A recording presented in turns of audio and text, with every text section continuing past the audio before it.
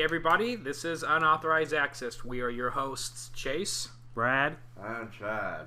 Tonight we're going to be talking. Well, originally we were going to be talking about different mobile platforms for phones, at least. Apple, Android, Windows. Is BlackBerry still a thing? I know it's still a thing, but is it smartphones yet? Does it smart? I mean, I think it was almost the original smartphone. Yeah. When you think about it, it was the original smartphone, but it's fallen so out of the spotlight. Well, I mean, yeah, but I mean, it was. I honestly, because I remember one of our friends had a BlackBerry. Yeah. And that shit was awesome. I should probably stop eating this while I'm talking. Yeah, it was. I mean, I was super jealous of that phone. It was cool because at that time, I think I had the it was I think it was called Razor or something. It was super thin, and you flipped open. Freaking loved that phone to death. That was my favorite phone. And then my mom, we all got upgrades, and I got this it was supposed to be new and hip. It was candy phone, not an actual legitimate phone that had fucking nerds in it or something. I mean, that was the brand. It was candy, you had cherry and orange and chocolate. A candy-made phone would be the best phone ever. It actually, was a phone, but inside there was candy. And you could eat it. But the thing is, you'd have to go to a store and refill on the candy. Would you buy a phone that was like that? Fuck that, dude. This is 2014. They can, make the candy inside the phone. Wait, what? The phone can make the candy, and then, you'll be I want some candy. I'm just going to eat all the numerical keys off this phone. You can't make something out of nothing. You can't make something. You gotta have something. I don't know. But no, I mean, if such a phone did exist... Your face is cracking me up. Would you for real though?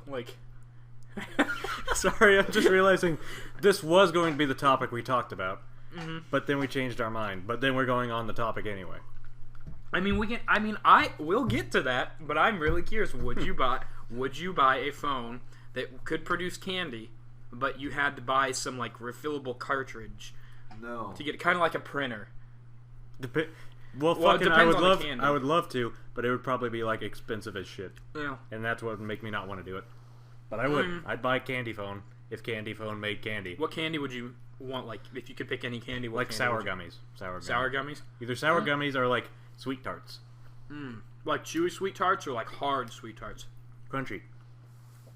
Smarties or the Wonka sweet tarts? The ones you gotta you gotta risk your teeth to bite them. This might be the last time. Are you talking about those big circle ones that are the ones you gave me size? Earlier? Oh, those are sprees. Those are sprees. Well, they're sweet. That's the kind of sweet tart candy crunch hard candy. Yeah, if I had to anything, I feel chocolate would be kind of haphazardous because if it was a hot day and your phone was here's chocolate, and it would just look like it just printed you out a turd, a moist, mushy turd, and you're thanks, Windows Phone. I wouldn't want chocolate. So that to me that limits it quite a bit. Because honestly, I'd want it to be Reese's. Yeah, but I was thinking maybe gummy worms, just or a certain kind of gummy worms. I wouldn't want it to be. Oh well, if it's printing candy bars, print me out a Twix. I'd take. But that. if it was hot, or you using your phone, it just comes out as a turd. It's not wrapped. It's dispenses the candy. No, it's not that smart. It doesn't wrap it for you. No, now I'm just picturing you're sitting there talking on the phone, and then the person who's hearing you is yeah, I was just going out to dinner. And it gets sorry, I just printed out a candy for me, and I went out to dinner. Or what would be is it voice activated, or you have to say a certain phrase? So if I don't know, but the way you were saying it, it sounded like it was printing out randomly. It's a hot day, suddenly you got a poop turd in your candy turd in your hand. A hot day, and you're man, I could really go for some candy. But who would want chocolate on a hot day? That's what I'm saying. Anyway, why, Chad? That's you'd for real want chocolate. Chocolate's good on a any day. hot day, chocolate goods anytime. Chocolate goods anytime. Chocolate goods anytime. Chocolate goods anytime. Yes. I don't feel well. Leave me alone. In Russia, chocolate goods anytime. But no, like I said, that's whatever that chocolate thing. But I would go for like sour like gummy candy. I love that shit. And go for sugar-free gummy bears. Sugar-free gummy bears? Yes. He wants the diarrhea. Oh my god, those Haribo reviews are ridiculous.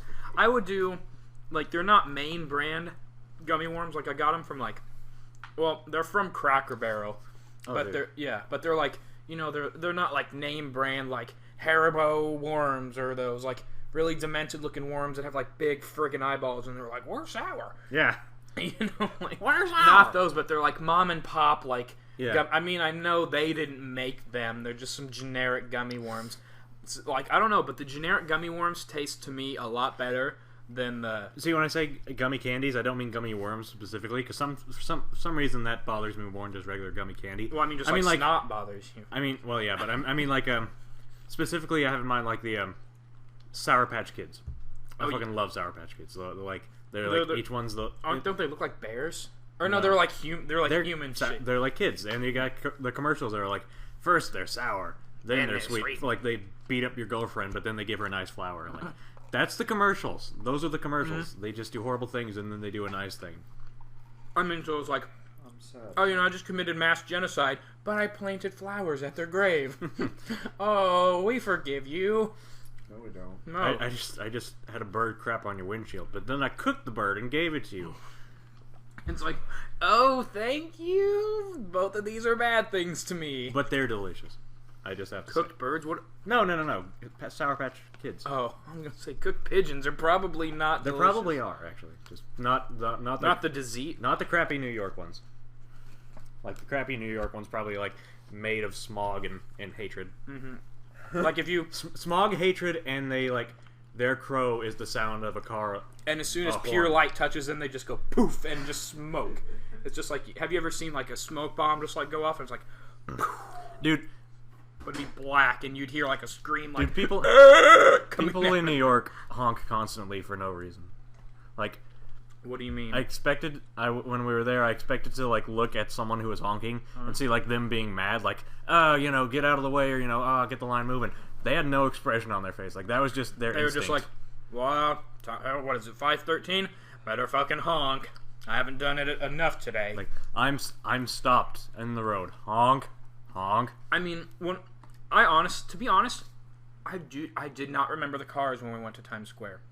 Like, I remember the ride that I remember going into the city. Oh. Like, in the, you know, charter bus. But, I don't, like, actually remember the cars in New York City when we were there. Like, I was too distracted by everything else to, like, really care. I mean, obviously, I looked before I, like, crossed the street, like, who cares about cars? There's no cars. You know, there's a bunch of people.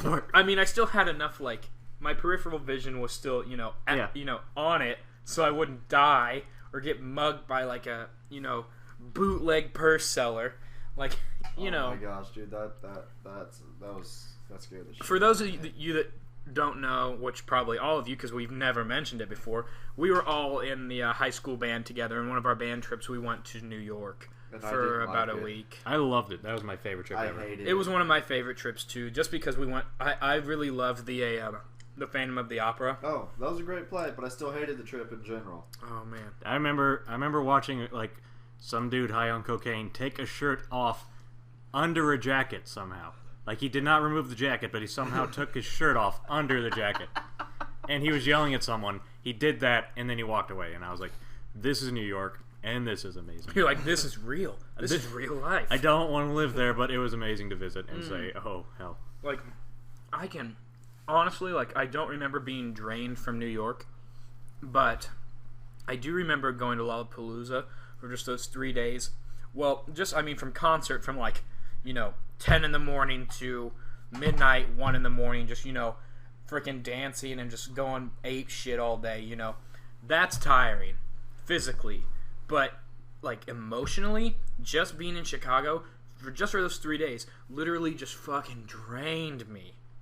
Like, I honestly can say that I do not think I'd be able to handle living in, like, a big city. No. Even going to, like, a city as small as like Champaign, like a suburb or something of a big city, or no, I mean like Champaign, the city, Champaign, Urbana. Even that, like, I don't know. That was hectic. It was kind of hectic, but I don't know if that was just like a hectic like we went down Green Street at the wrong time, or if it's just like that all the time. I don't know, but it was crazy. Yeah, I mean when I Champaign Urbana, for those of you who don't know, it's a city in Illinois, and the University of Illinois is there. People should know about the UI. University of Illinois Champaign is there. There's multiple universities of Illinois. I will hit you. Do it. Do it. Oh, I will. It won't be with my hand, though. All right, so that was what our topic was going to be. Mm-hmm. But then we decided to change topics to childhood video games. Childhood video games. Honestly, I could talk about this shit forever, because they're... Alright, how do you want to define this? Do you just want to go purely nostalgic? Oh my god, hold on. Talk while I finish eating this, and I'm not going to eat this until we finish. Okay, I was thinking any game that you played during your childhood and have very fond memories of, because I might have played a couple games I just don't remember. But there are some games that if I was a kid and like I wasn't outside on my bike or on my skates or something, I'd be inside playing a game. And there were a few specific games that I remember the most of all out of all the games. Okay. And some of them I've played recently just because, you know, it's a nice nostalgia boost. All right. So do you want to go first then? Because, I mean, I'm locked and loaded. I'm ready to go. Like a tank. Yeah, I mean, I'm going. I'm ready. One game that I remember specifically, it was for the Sega Genesis. That was the one like that came out the same time as the PlayStation, or no, not the PlayStation. The 64. I think so. Yeah. Yeah. What? Because they were going I think 64 came out first, and then the answer with the Sega Genesis. No. That was the answer to the 64. No. We can. I mean, we can look it up now. The Sega Genesis is older than the 64 by a long shot. But I remember having it at the same time. I don't know if I just got it earlier, but I remember having both consoles at the same time. Oh, I still have both consoles. But I mean, I said, I don't remember I don't remember when I purchased. Are we going off like the earliest date, or are we going off North America release date? North America, I wouldn't have been able to get them. Okay, September 29th, 1996 for North America. And then what, the Sega Genesis? Yeah. Right? Yeah. Right. We'll keep talking while I look this up. Jesus. I'm just saying whatever it was, I remember having both consoles at the same time, and a game for the Sega Genesis that I loved a lot. Oh, shit. He was right. The Nintendo 64 came out in 1996, I said, correct? I didn't realize it came out in the 90s. The Genesis came out in 1989. Yeah. Okay. Yeah. What was the... Boom. Was there a Sega... Shut up. Was Sega there a CD. Sega CD? Was that the one that came out at the same time as the N64? There's also we can the check. Sega Dreamcast. Dreamcast. That was it. That one I never owned. Go to bed, Chad. Yeah, the Sega CD came out... No, that came out in 1992. Dreamcast. Let's try Sega Dreamcast. I thought that coincided with the PlayStation 1 release, though. But the weird thing is, I had a Genesis, but I never had like a... I guess it would have been the SNES. The Dreamcast came out in 1999. Yeah, so a couple years after 64. The 64, yeah. Yeah, I'm pretty sure by that time the PlayStation 1 was out. Yeah, and that like might have been what kind of killed the Sega Dreamcast, because... Yep, the PlayStation 1 came out in 1995. Yeah. So PlayStation 1, then the Nintendo, then the Sega Dreamcast. No, yeah. PlayStation came out before the 64 did. But yeah, that's really weird. What I was saying is, I never had the whatever Nintendo console coincided with the Genesis, which I think was SNES.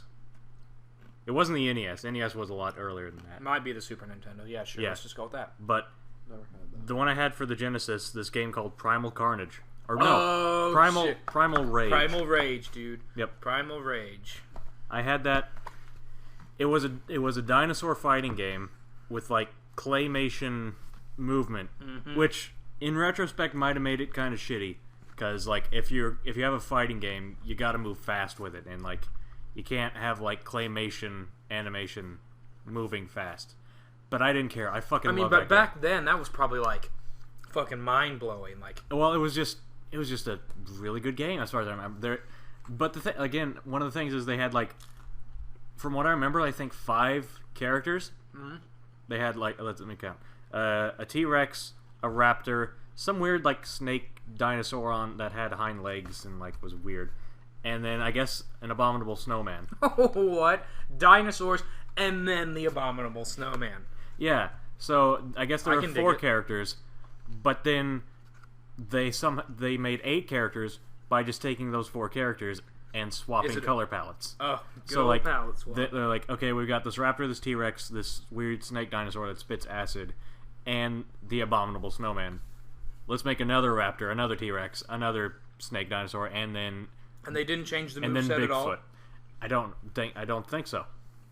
But the thing is, you had to unlock the different different color schemes. Oh my god! And back then we were probably so dumb we actually thought they were different characters. I think I did, because the regular T-Rex was like yellow and with purple stripes, and then the one you had to unlock was red with black stripes. So obviously that is the better one. So much better. It's like lightning bolts on shoes or the lights on the shoes. Yeah. They obviously made you run faster. Yeah. No argument. So I had that game, and I played it so much. And I probably shouldn't have. Did you unlock all the characters? I did. And I probably should not have played it because it included like dinosaurs biting each other's heads off and like copious amounts of blood. Like amounts of blood that shouldn't have been on a game available for kids. And I don't even know if it was a game for kids or if it was like rated teen or M or something. Mm-hmm. I don't remember, but I had it and I played the hell out of it. And it was such a good game that in retrospect might have been really shitty. But it was a fighting game with dinosaurs, so how do you say no to that? Fucking like, you're like, oh man, what do you want to play? Well, I've got Barbie Island's Adventure, or I've got this game called Primal Rage. Well, I'm really into Barbie Island's Adventure, so you're really going to have to convince me. Well, Primal Rage has dinosaurs in it, and the Abominable Snowman, and you're like, I am sold. I'm going to play Primal Rage with you right now. Which I don't even think Barbie's Island Adventure brings me to another was game. out at that time. One of my other favorite games for the Genesis was Barbie's Island Adventure, where you were Barbie and you had an adventure on an island. You had to buy clothes at one point, and then I think you went parasailing, and then the Abominable Snowman And then it got really dark when the Abominable Snowman came in. Yeah, and started fighting a raptor. And fucked your shit up. And Ken died. That was a pretty big plot spoiler. Spoiler, God damn it, I have not finished that part. You know, there's like a 10-year gap, but I still have not finished that yet. So, what's your second game? That was just a game. That game, I don't know like how common of a game that was, or how many people know that game. A second game that I know everyone knows about and everyone loves is Pokemon Snap. Oh man, yeah. That game. Hell yeah. It is so confusing to me how... No, well, it's confusing to me now how that game got popular. Mm-hmm. When, like, it had, like, what, 5 levels to it? I feel like it had a lot more. It might have, but the thing is, it didn't matter because you played the same levels over and over again, and they were still as fun every time you played through it. But the thing is, like, every time you played through it, you could find something different. Like, you know, if you shot, like, 5, like, pester balls into the sky, like a Gyarados would appear or something like that. You know, it's like, there were so many fucking secrets. And it was like, and it'd be like, you'd be, you know, you'd play it for a while, and then you'd be done with it, and then you'd, like, go out and talk with your friends, and one of your friends would mention, dude, I just, you know, talked to a friend of my cousin who lived in Springfield or something, who said that if you throw this apple at the Charizard in the middle of the lava pond, then suddenly, like, Mewtwo shows up. Like, just... And you're like, whoa, like, what? Just I have to try that. Every time you talk to someone about that game, a new thing pops up that you have to go and try. If you found, like, in the game, there's, like, 5... like background things that looked like Pokemon. Mm-hmm. If you took pictures of them, I think it, like, unlocked a way, and you went up into fucking space, and you got to take pictures of Mew. Yep. Yeah. See, the cool thing, back then, you know, the internet wasn't as popular as it is now, and, you know, if you even had the internet, you know, you were considered like a super wealthy family, you know, or you had those AOL demo discs, you know, that you got in the mail. So when you, like, we didn't have, like, game FAQs or, you know, online places or Let's Play videos to, you know, see what to do. So, you know, like, game companies actually had, I don't know if you remember this, but if you looked, like, in the back of the manual, it'd be like, are you stuck on a game? Call this number for a hotline. Like, I guarantee you $1 million. Do you have Jack 1 here for the PS2? Jack 1? Yeah. No. Okay. Any like old PS2 game or even PS1, you know, or anything pre like, you know, internet is a big thing time. Look in the back of a game manual and it'll be like, here's a help hotline. Call it, and you could call that up, and for like 10 cents, they would tell you and give you hints on how to beat a boss or beat a level or something. Yep. And like those were beautiful times, because it's like, you never knew if things were true or not. Like, that was the whole experience. You may have played that game 100 times, a million times, and you're like, I know this game like the back of my hand. But then, like you said, someone comes out of nowhere, and they say, oh man, you can do this and get Mewtwo, and you're like, I gotta go try that. Yep. And that was, like the image for some, like, it was a rail shooter where you don't shoot things, you just take pictures of things, and then you're like, I have to take the best pictures ever. Yeah. I have to be the Pokemon picture master. I have to go through and take a picture of the Charizard in the lava, and then I have to take it better and better and better. I have to make sure it's the perfect picture to get the most points, otherwise that motherfucker Oak won't love me. Oh yeah, I remember what I think. He'd always give you like a rating at the end of the level. Yep. There was one, like, if you knocked what the fuck were those fire dogs? Arcanine? The Growlithe? Growlithe. You had to. There was like a Growlithe in front of a lava pit. If you hit him, you would knock him into the lava, and he would come out as Arcanine. I remember that for the Charizard.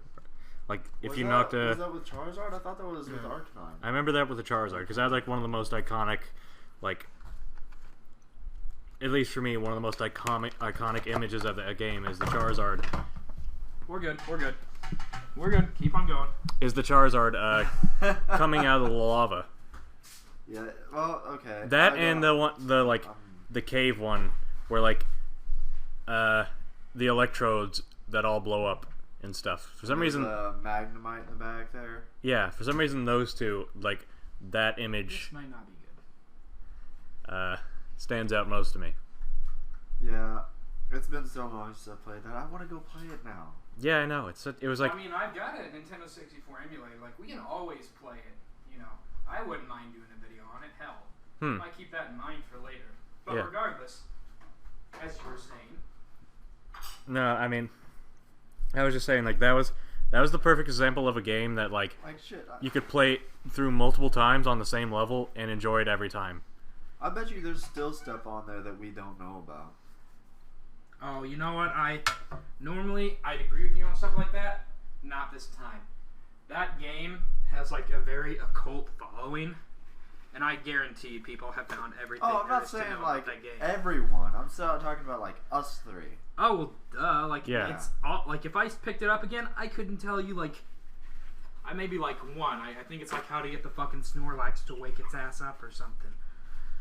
Like, you know, I could tell you that, but I don't remember most of the stuff about that game. Actually, It's kind been of so long. going off Pokemon. Pokemon Stadium, good game, right? Mm-hmm. Yes. One of my favorite parts of Pokemon Stadium, it might have actually been Pokemon Coliseum. Was Pokemon Stadium just the first generation, or did it have generation 2? There's Pokemon Stadium 2 for Johto. Whichever. I thought You're like, holy shit, that's a thing. No. I was just trying to remember which one it was. All I remember is whichever one had like the Kanto and then Johto as well. So 2. Yeah. My favorite part about that game was actually the mini games for it. Oh yeah. That game had such cool mini games, and there's one specifically I remember which is weird because it involves a Pokemon I actually really don't like. Mr. Mime. No, Hitmontop, the like spinny one. Oh, that was sweet. Yeah, And you had to, like, and that is spin- Pokemon Stadium 2. Stadium 2, yeah. Okay. You had to like spin it. It was like Beyblades, and you had to like fucking spin it in the thing and keep it spinning and knock other people out. Like the mini games for Pokemon Stadium 2, I honestly think I might have liked better than the like actual battle for it. Pokemon Stadium 1 was a bitch though, because I remember I had my team, went into the actual stadium, had to fight those 8 people, got to the last one, level 100 Mew, and I was just like, how? I will say that game, like, because it was back in Generation 1, there were like definitely some Pokemon that were like standard. These Pokemon, yeah, they have to be in your team. Like, I mean, we also realized the other day when we were watching the Pokemon anime that Ghastly, Haunter, and Gengar were the only 3 ghost Pokemon in the first generation. And they were weak to Psychic, which was the main reason that they were there, was to be a balance for Psychic. Mm-hmm. But they were weak to it because they were part poison. So it was Yeah, so of the team of there had to be an Alakazam on your team. There had to be a Zapdos. Why? Because it was the only flying electric type, okay. And it was for a while until Was there dual typing back in Kanto, on the first generation? I thought it was just single type. They could know other move types, but it was only one type. I thought that dual type came with Johto. But for a stadium. Yeah, I'm pretty sure it's just single typing. They knew different moves, Zapdos could know fly and an electric move, but it only had the electric typing. I don't remember that. I'm almost positive that's what it was. But I know, I'm sure that was the case for the actual Red and Blue, but I didn't. But Stadium came out a lot later than that. Not that much. We can check. Yeah. No, I think that it was all. And besides, if Red and Blue didn't have dual typing, you had the game cards which you put into the back of the controller, so they couldn't alter the typing if you brought in your Pokemon. Say you had a Zapdos and it was the electric type, but you couldn't take it into Pokemon Stadium, and then the typing would change, because then if you imported it back in, it wouldn't be electric flying. Yeah, you know what I mean? Even if they did do that dual typing back then, they couldn't. That's pretty crazy. Mm-hmm. When you think about it. But anyway, you were saying. No, I was just saying that mini games. The mini games were the best part of that game to me, and trying to think of them, I can't think of all of them. I can think of the Hitmontop one. I remember one with what does Caterpie evolve into? Metapod. Metapod. I remember one with Metapod. I remember the one with the Magikarp, when you had to smash the fucking A button, have it jump or splash. Yep. I think there was one that had to do with building or eating sushi or something. Yeah. Mm-hmm. Lickitung. Lickitung. Yep. Yeah. Oh my gosh, I remember that music to me, yeah. If you play that music, it'd be I would instantly be that Lickitung mini game from Pokemon Stadium 2. Yep. Going back to Pokemon Stadium 1, I really liked if you did beat the Elite Four in the Pokemon Stadium and you had your game cartridge in, the first Pokemon you'd get was an Eevee. Mm-hmm. Because at that time, you only got one Eevee. So you had to choose between one of the 3 types. Mm-hmm. And breeding wasn't a thing either. So the only way you could actually get the other Eevees is by trading. So when Pokemon Stadium came out and was alright, you beat the Elite Four, here's an Eevee. And you're oh, shit, now I can get the other types. Also, after you got that Eevee for the first time, you could also get the other starters for beating the Elite Four. That was another way. I was never able to actually beat the Elite Four, and I imported my best Pokemon, my level 100 Snorlax that could solo the Elite Four in the game, could not do shit against the Elite Four in Stadium, and I was just dumbfounded by it. I don't remember ever I couldn't beat the Elite Four in Pokemon Stadium 2. I got to Claire, which was the dragon lady. Fucking whooped my bitch ass all up and down the floor. I don't. But that was back then when I didn't know about any typings. I was just this Pokemon is cool. Yeah, it's gonna kick some ass. And then dragon type. Yep. It'll eat it. I didn't realize for the longest time until not too many years ago that Nidoking, which is my favorite, is actually poison type. Yeah. For some reason, I was just he's purple. He's purple type. Yeah. I mean, shit. I couldn't even today. There are some types where I'm just normal type, ghost type, and dark type, all mixed into my head for some reason. I can't tell what's weak to what. I'm still like that for Fairy, but that's still kind of just because it's new. Mm-hmm. I don't know what's strong against it. Normal? Is normal even weak to something? It's weak to fighting. Is it ground? Fighting. I always thought, I always get it fucking mixed up. I mean, that's the only thing it's weak against. Fighting does twice as much damage, but that's the only thing that does against normal. It's also immune to Ghost. Everything else does normal damage against it. It's immune to Ghost? It's immune to Ghost. Ghost attacks can't hurt normal. Yep. And vice versa. I was gonna say I knew it was the other way around. There are moves that allow that to happen, though. There are, yeah. Oh.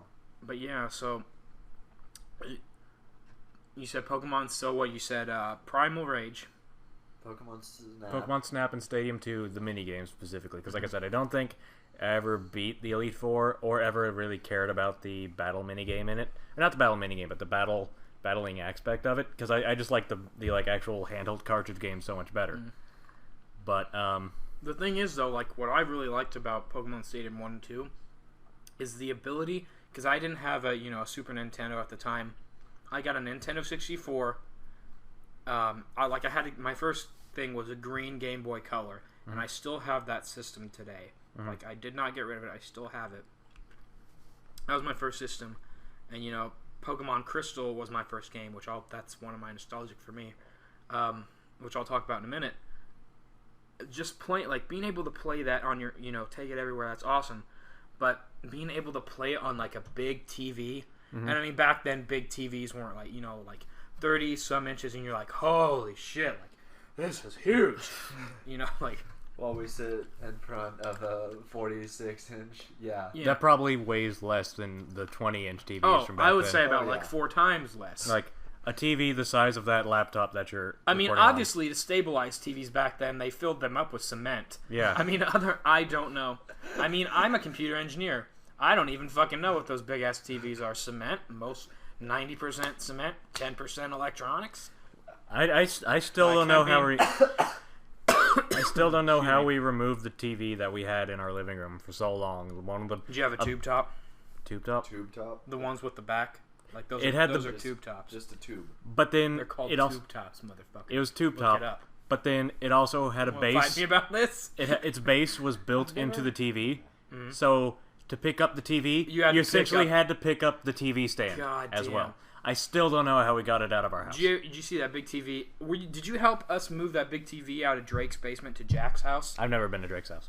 Okay. Oh my god, is that that big ass projection one? Yeah. Well, yes. It was like Jack still has it in his room. Yeah. Because we played Tales of Zillia on it last summer, but damn. That thing, it took 4 of us to lift that motherfucker. Yeah.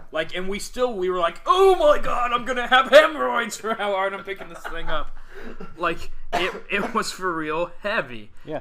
Like I said, if you have a TV that's that big and also with that, fat and at the same time that tall, how the hell did we get it in our house? Get it in there originally? How did we get it in our house? I don't know if we had doors big enough to support that. Dude, the biggest TV I've seen. And you'd initially have to take it up your stairs. Is our aunt's TV. Is it 72 inch? Oh yeah. Is it a flat screen or is it projection? Okay. That is the biggest TV I've seen in a house. Have you seen Garrison's TV? Or his projection screen TV? An actual projection screen, or does he have a projector? I am unclear what you're talking about. Are you talking about the projection in the TV screen, or projector onto a screen? Projection in the TV screen. Okay, okay, gotcha. Like what Jack has. It's one of those. Gotcha. Only it's 72 inches or something. Jesus it's Christ. fucking massive. The one in the living room. How old is that thing? Yeah. It's been in her house for as long as I can remember. Oh my god.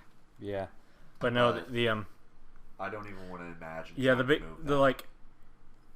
I get what you're saying about the TV, but really, I just liked having I liked the Pokemon adventure part of it more than I liked the Pokemon battling. Yeah. So when it was a game that was specifically about the battling, I was more like it didn't interest me as much, but it interested me in the fact that I was able to free mode, build your perfect team, just go do that. So I would do that a lot, just build the perfect team for me, and then just face off against someone else. And then the minigames. That was pretty cool. The ability where it's okay, pick your team, and it's you had everyone. Well, I mean, you didn't have Mewtwo, I know, but Mew or Celebi, but you still had you're holy shit, I have access to every Pokemon. And some of these I didn't catch in game. That was kind of thing. Pokemon Stadium is eating just the frosting. Yeah. Because it's everything you want without the work of having to get it. Whereas the Pokemon games, it's baking your own cake. You have to go through all the processes of it, and it's more rewarding. But then sometimes you just want to fucking big old spoon of frosting Like, to you eat just it. don't Oh my eat- god. you just I don't want an wanna Alakazam and a Nidoking and a fucking Articuno. Nom. Oh my god. You don't want to eat the cupcake. You want the fucking frosting. You go to Walmart, you buy a big thing of Pillsbury ice cream. Fuck the sprinkles. You don't actually put the sprinkles in there. And then you eat it. You say, fuck making the cupcakes. You just eat the icing. I want one of those, like, icing bags with the nozzle at the end of it. Just go like, I really want one of those. That's a great visual image that I will not forget. And I wish I could. So, yeah, we've got Primal Rage, 2 Pokemon games, and then, staples like Smash Brothers. Smash Brothers was a great one. Obviously. But it was only a game that I could ever play. Never played the original. Oh, it was so good. Wait, didn't you do the N64 review stuff with us? No, it was you, me, and Jack. Oh shit! Really? I did like Mario Party and Army Men, Sarge's Heroes. We're gonna play that tomorrow. We are for real just gonna play the original Smash Bros on my desktop, and it'll be bad. We played it over at Jack's with them. Oh, you did? In Champaign? No, or did you play Melee? That wasn't the original. That was not the original. Did you play Melee? Melee. On the GameCube. Oh, yeah. We didn't go for... We didn't do the original. N64 one? I thought we switched at one point. We did Mario Party. No, when we went down there, we played the original one on the 64. Oh, okay. Yeah. Because I'm like, oh my god, the response time, what is this? But no, yeah, that one was a game that was fun, but, like, it was fun mainly if you had, like, friends or something, which I had a brother, so normally I'd be able to play that with him. But if he wasn't able to play, like, the single-player campaign was cool going you through it once or twice. More than once or twice, it was like, I didn't see a point to it. Mm-hmm. But, and then there was one other one that was one that we actually played for the channel, Sarge's Army Men. Any of the Sarge's Men games, actually, for any, like, Sarge's Army Men, any of those games, like, there's one about helicopters, there's an RTS, there's the one we played with, like, the third-person shooter.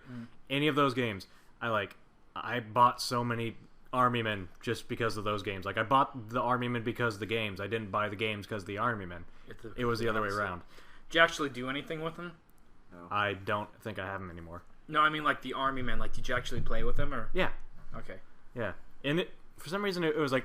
They were surprisingly cheap. Like, and I know today you can go to Dollar General on 121, just go in there and get a bag of Army Men for, like, $1. And for some reason, it was, like, it really spoke to me that in the games, you had, like, the green against the tan, but then there were also blue and gray.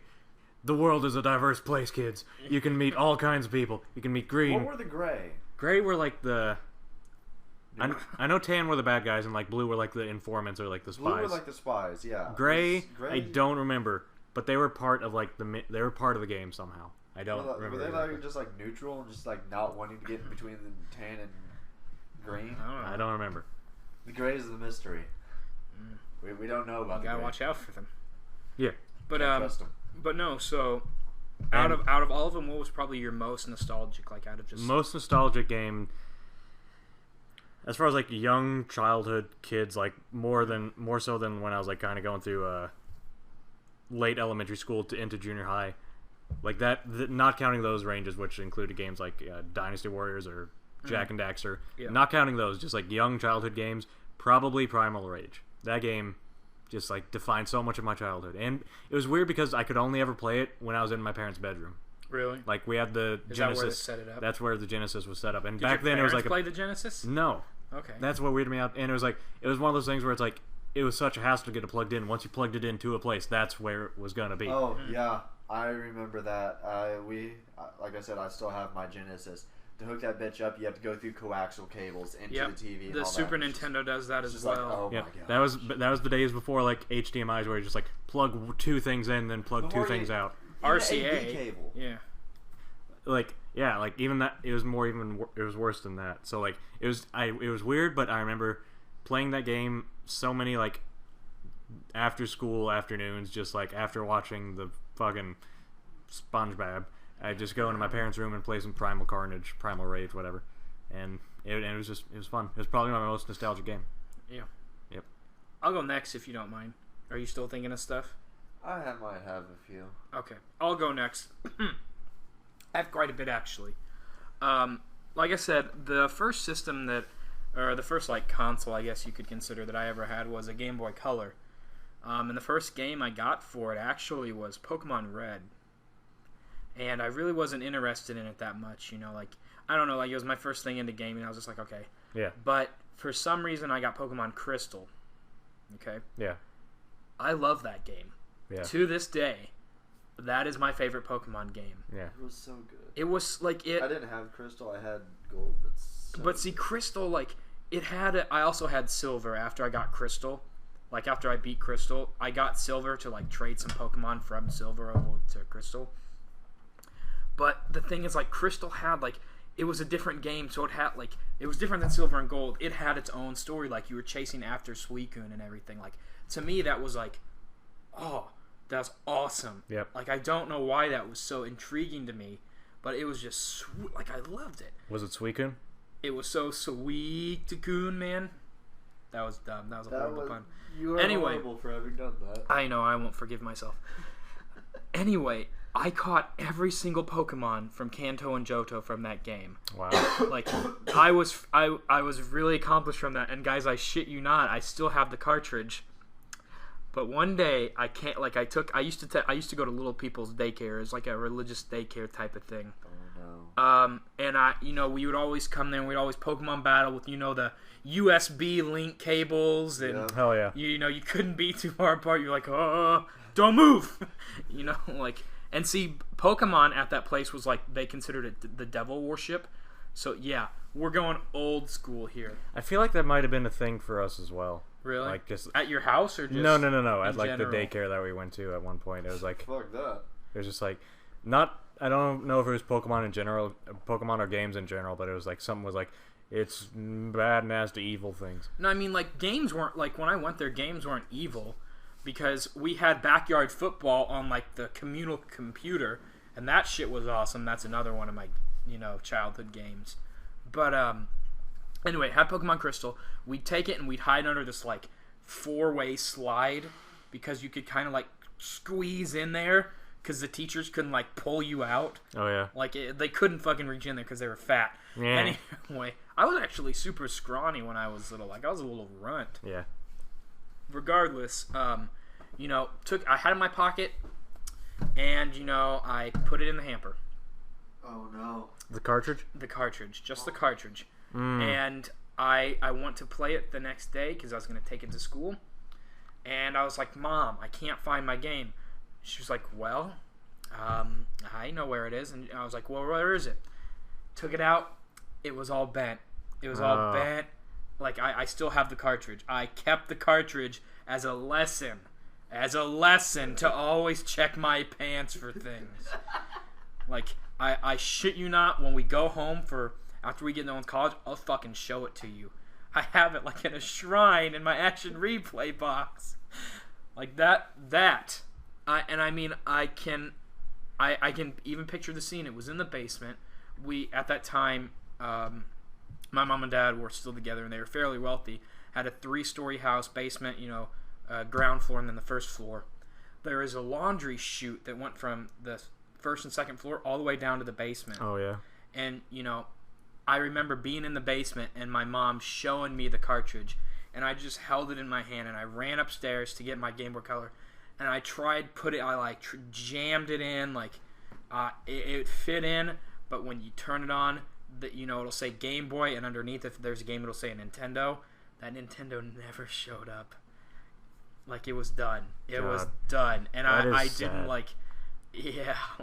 I mean, I'm not trying to be a downer, but, I mean, what do you do when you're that little and it's just, like... That's something you put so much effort in. Because I traded Pokemon with other people. Like, not only that, like, at that time, like, all the cool kids drew, like... those like like when the reading bus, not the reading bus, but like it was like book fair came. Yeah. And they, you could get those like draw your own manga books. Yeah. Those manga characters. Well, like we traded manga pictures. I know that's for real stupid. And then we also traded Pokemon cards to get a Ho-Oh and Silver or in Crystal because I fucked up and I didn't catch it. I traded that promo Mew card from the first Pokemon movie. Yeah. Do you remember what that was? Like, it was purple and gold, and it was just, like, etched in there. It was all in Japanese. I traded that away to get like we traded like physical things for digital things. So it's like I actually lost physical things from this game falling apart. I'm going to be a bit controversial here and say that promotional Mewtwo card was super shitty. Or not Mewtwo card, the Mew card. Yeah, it was super shitty. Yeah. It has a sticker made of glue that couldn't hold these two fingers. Like I kept it, but the picture on the front with the actual holographic Mewtwo or Mew, ancient Mew. Here it is. This thing that just peeled off. It just peeled off from me just from like regular, just carrying around. I didn't even play with it. It just was just like. I mean, how could you fucking play with that? Like it was just cool. No, yeah, but it's just like having it and it peeled off, and it was just like, well, that was like one of my introductions to like. If you get a promotional thing for a movie, it's probably going to be shitty. I also remember having this promotional Electabuzz, this one. I will say, though, as far as, like... this original Electabuzz, or Electabuzz as far as, from like, the movie. Promotional, like, holographic fancy stuff, that is the reason why Nidoking's my favorite Pokemon, is because I had, like, the promotional holographic Japanese version of the Nidoking card, and that, like... It was like my brother had the Charizard one, I had the Nidoking one. He had a fucking holographic Charizard? Japanese Charizard, yep. Was it a promotional one, or was it just the normal holographic Charizard? I don't remember. I was like, do you know how much that is worth today? No. A shit ton of money. No, I don't remember exactly what it was. First Pokemon card I ever had was a Gyarados. I think it was a holographic, but I can't remember. I loved that thing until I got rid of it. I think I might actually still have it somewhere. What's that price say to you, Brad? 23 offers on it. That wasn't... It wasn't Japanese, but it was that card. How much does it... How much? 23 offers. What does that say for the price? I'm not reading it out loud. Someone read it. I'm not reading it out loud. $5,000. $5,000. Try Japanese. See if that makes a difference. Yeah, okay, hold on. Ready for this? It's going to be like 10,000. No. No, that's no. Oh, that's fucking cool though. That's a black Charizard. Yeah. No, it wasn't. It was that same color or the same kind as the first one he showed me, but it was Japanese. Nope, that's it. This is it? No, I said that's not it. No. Well, try actually in shopping. I'm fucking looking. Here, come on. Is it this one? No, it was the like I said, it was the same like image as the first one where it's like he's hunched over shooting, fire at you, but it was in Japanese. Okay, well, I'm trying. Anyway, but yeah, like, I traded, physical Pokemon cards. That. It might have been, if there's no other like that's it. Images of that, then maybe, but I remember it with the image that you had first of him, like, hunched over and shooting fire at. Mm-hmm. Anyway, but, yeah, that, with the death of that game, like, I don't know, like, that's just something I remember the most. And it's really heartbreaking to me, because it's like I spent so much time in actually physical, like, I traded things away to get Pokemon for that game, and it's just gone. You know how my Ruby game said it had like 500 hours or whatever the fuck it was on it? Would you believe me if I spent more time in another Pokemon game before I got that one? Yeah. I had the old original blue version. And I had it up till 6th grade. On the last day of school, I took it into school. I was going to play with it during recess. Battery die or something? Forgot it? To this day, I do not know where that game is. Oh, God.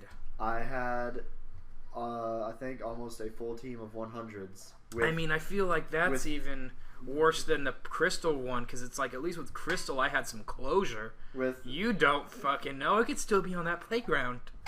My favorite Pokemon of all time, Snorlax. He was on there. He was my main one. He was the go-to. If you fought me, you were fighting that Snorlax, and you were going to get your dick rocked. Now it's just gone. It's gone. But yeah, back to my games. The next one that I'd have to say that really defined, what games I played was a game called Kinetica.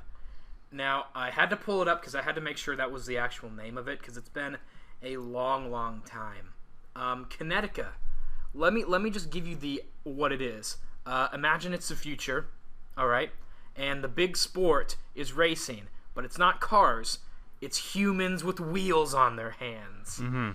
Dude, I'm not even joking. Look at the cover on this shit.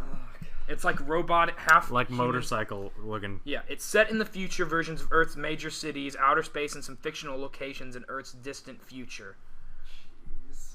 Yeah, they were in kinetic suits that had wheels on their hands and on their feet. And, like, when you jumped into the air, you could freaking, like, do all these tricks and shit, and it was really cool. I loved it so much because it was one of the first games, like, my brother and I really, like, bonded playing.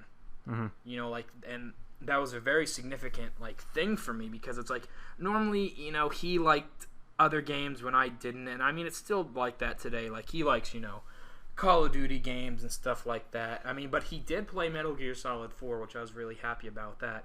And he does, like, the Tales games. So, you know, is that the Japanese Charizard card? Yeah. Yeah. But, I mean, like, you know, this was the first game that we really bonded on. And, again, it just disappeared. Same with my Nintendo 64. I think what happened is my dad, like, took a bunch of our, like, stuff and sold it for money. Yeah. I don't know what ever happened to a lot of my old things from childhood. Like, where did my Game Boy Color go? Yeah. Where did all my Game Boy Color games go? Where did the Pokemon cards that we had go? Like, it might have just been, like, part of, like, the parental purge where eventually every once in a while parents would just go through shit and then just find stuff and you're just like, hey mom, where'd my, you know, Japanese holographic Nidoking? And you're like, oh, I found it in the basement. I sold it. And you're like, ugh. Yeah, but it's like, you know, I can so. understand for maybe Pokemon cards, but like, I mean, my fucking, like, I have 3 Nintendo 64 games. Hey You Pikachu, Pokemon Stadium, and then Super Smash Bros.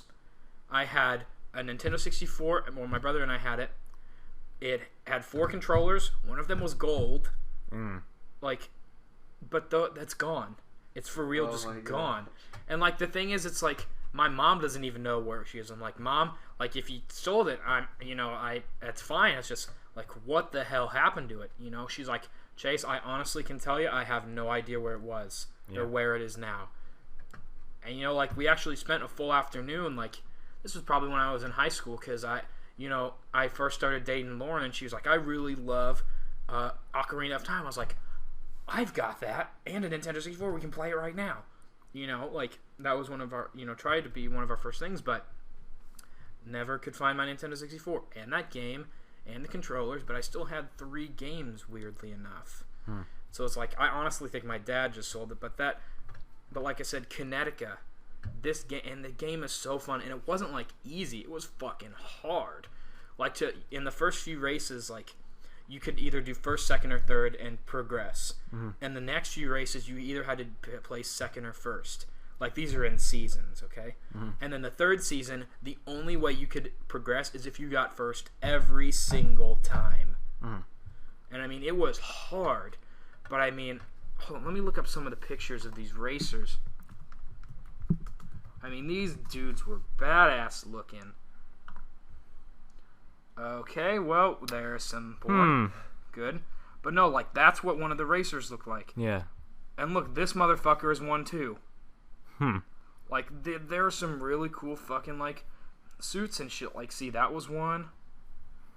This orange one was one. That's some old man smoking a fat cigar.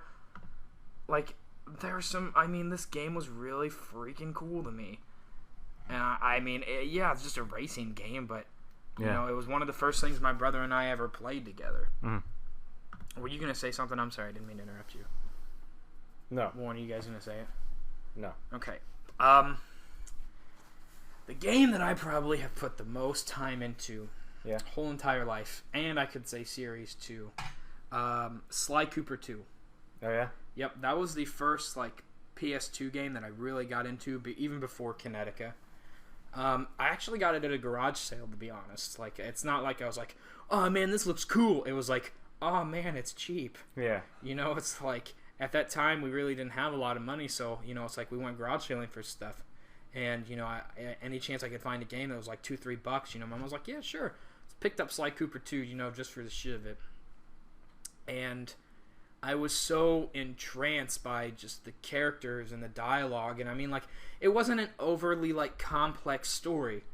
You know, it wasn't, like, on the level of Final Fantasy, but it was still enough to keep me entertained in the gameplay. Like, it was a platformer, but it involved stealth, and it wasn't like Metal Gear where it was a stealth game purely. It was, like, Jak and Daxter with stealth and stealing, and I thought that was so freaking cool. Like, you know, you could get a bunch of gadgets, and actually when Toonami was still around, and you can still enter this code today, on, I think it was like either Friday or Saturday night when Toonami was on, Toonami Tom came on and he was like, hey, all you Sly Cooper fans, if you have Sly Cooper 2, input this password into the game to get an exclusive Toonami gadget. I was like, what? Like, really? So you put it in, and it's Tom. You can throw Tom, and he's just like, hey, look over here, hey. Like, same voice actor, and people walk over and be like, what? And you can steal shit. I thought, like, the you know, bridging the gap between the TV and the game, like, you know, I would always watch Toonami with, like, fucking Yu Yu Hakusho and that shit like that, Dragon Ball Z. But just that bridge between, you know, a video game and the TV at that time, that blew my freaking mind. I was like, holy shit, this is cool. Yeah. And, you know, it's like, I actually didn't play Sly Cooper 1 until I got the HD remake, because I could never find it. But I played like, I 100%ed Sly Cooper 2, and it's like, I would get to 100%, restart the game, do it all over again. Yeah. Because it was just fun. It never gets old to me. And I usually play fucking Sly Cooper, the whole series now, at least twice a year. Yeah. Because, 1, it's nostalgic, and 2, it's really fun. You alright? You're talking more about, like, PS2 era games? Yeah. One PS2 era game, like I mentioned earlier, Dynasty Warriors. Think 4 specifically. Is this another one of your games that, like... This is kind of like I said, it's later than the time period I was thinking of for, like, childhood games. But I mean, this is more like... those are the games that, like, I didn't get into gaming until later. Yeah, but so this is my childhood. My childhood gaming was, like I said, like, actually pretty young, like, early elementary school kind of thing. But one of the biggest gaming memories I have is of me and my brother in my room, listening to the radio, getting pumped up to try to beat Lu Bu. Fucking Lu Bu, he's a nightmare in the games today. Fucking Lu Bu in Dynasty Warriors 4, like the story mode. There was a mission where we had to fight him, and both of us would pick our best characters, and we'd, like, stock up, and we'd like listen to fucking radio, like, get ourselves jazzed up, and, like, holy shit, we're gonna get ready. Are you ready for this? Ready for this, bro? Yeah, we're ready. And then we go, and he took health. He took damage, like, I don't know. Like, nothing. Like firing a pea gun at a Panzer tank. Yeah. Like, you're not going to do anything with that. We were essentially, like, throwing ourselves at a brick wall, and we were feathers. And the brick wall was actually made of, like, titanium. And there's so many times where we got him down to, like, quarter health, 4%, like, not 25% health or less. And then something would happen, we'd just die. Oh, and shit, that's got to be the worst, too. The only thing... And I'm sad to say we never fully beat him, but we beat the level by running around him. Like, we finally beat that level of the campaign by avoiding him. In 7, like, when you first start off, like, you don't have strong characters, Dynasty Warrior 7, and I remember you telling me about the story with Lu Bu, so I was like, okay, Lu Bu's a badass. So, you know, he would have some cutscenes in the game, and you're like, okay, on one of the missions very early on, you're running through this castle, and then one of the dudes like, holy my god, here comes Lu Bu. I was like, oh no! So, you know, I would, like, physically, you know, it's like, I can't, like, I was like, alright, I'm gonna show Brad, I'm gonna try to fight this motherfucker. One hit, I'm dead. Yep. I was like, are you shitting me? Yep. Like, no, you just get stomped. And do you know what you actually have to do to unlock Lu Bu in Dynasty Warrior 7? No. To get Lu Bu, there's a mission in, like, the story, not the story mode, but, like, that Conqueror mode that we did. Yeah. It's the last mission, hardest mission. Like, out of 10 stars, it's 10. You have to fight all of the kingdom's officers. Yeah. By yourself. Huh. And then you have to fight Lu Bu. And if you beat Lu Bu, not only do you get his horse as a mount, you get to play as Lu Bu. Yeah. Like, you have to go through hell and back to play as Lu Bu. But he is a monster in game. Like, yep. You just wreck. It is. That I was just saying, like, as far as, like, memories of gaming, that is one of my strongest memories of me and my brother in my room at, like, just before or after dinner, I don't remember, but it was dark out. Listened to Oddly Enough Nickelback, because that was like a song that kept playing on the radio. Like, that was one of the that was when they were just getting popular, so they were on the radio a lot, and we would do this night after night after night of trying to beat this one level. And the only time we ever did beat it was when we fucking ran around them. And it was like just a weird moment where we were like, I don't know if we can beat this, and then one of us just like started running past him, and then the other one was like, this is working. Just run! Just run! Just run! And so we just ran to the end of the level, and it was like literally just like, once you get past like this point, the level's over, you win. Like it wasn't an objective to beat the Lu Bu. It was like either get to the end or beat the guy after Lu Bu. And once you kind of got out of the range of Lu Bu, I don't remember if he chased you or not. If he did chase you, that probably would have been like even more like, oh shit, run! That's what happens in 7, but like after a point, he's just like, fuck you, and then he's like, I got burger fries to deal with. I'm fucking Lu Bu. I can do anything I want. But no, for me, it's like Pokemon Crystal, because that and sadness around it. Like I said, I still have that cartridge. Not only as like a lesson, always check my pants before I put them in the washer. But, like, as a symbol saying, this is how I got started into gaming and everything. It's always nice to see, like, this is where it started, as a reminder. Connecticut, because it was really the first time my brother and I bonded over games. The next time we did was, like, Soul Calibur 2 on the Xbox. Yeah. Like, the original Xbox. That's the next time we bonded on a game like that. And then the Sly Cooper franchise, without a doubt. Like, I just... Yep. And, I mean, especially when... At the end of 3, big cliffhanger, I'm not going to go into it, but, like, there needed to be another game. It's like if at the end of Jack 3, Jack died, because I haven't actually played 3, so if he dies, I'm sorry. If he died, but then at the end, you just see... his fucking fist, or his hand, you see some part of him that you recognize, like, moving, and you're like, what was that? What the fuck was that? And then you just don't hear from him again. Like, people are asking, like, when are you gonna make the next game? Like, is this gonna be a thing? No comment. It's how it was with Sly 3. Like, it didn't have, like, a big group of people, but, I mean, there were still people, like, what the fuck? You can't just end a game like that. And that's when Sanzari Games came in and made Sly 4. And they picked it up, and they did change the character models a little bit. But that's my favorite Sly Cooper game now. It's incredible. Like, they did everything. Like, it's like the developer played the games and knew what was bad with it, changed it for the better, but still kept all the good things from the old games. Yeah. Like, that's what, them coming in and picking it up, that's the best thing that could have ever happened to them. Yep. Again, 4 ended on a cliffhanger, but I guarantee they're probably going to make another one. Like, they put all that effort into making 4. They're probably going to finish with 5, and they're making the damn movie now, so it's like the series is not dead. And, if the next game comes out in another 10 years, when I'm fucking 31, I will still buy that shit. I will buy whatever system it's on. I will do it. Anyway... so out of all of them, I would have to say the Sly Cooper series is probably what defined me as a gamer. Yep. And just my childhood. I can't drink water. Yeah. Well. Anyway, you got your games now, Chad? I got most of them. Yeah. The games that I would define for me as my childhood is the ones that I played most, and the ones I played most were mainly ones I played with my brother. And actually my mom. My mom played several Sega Genesis games and like classic NES.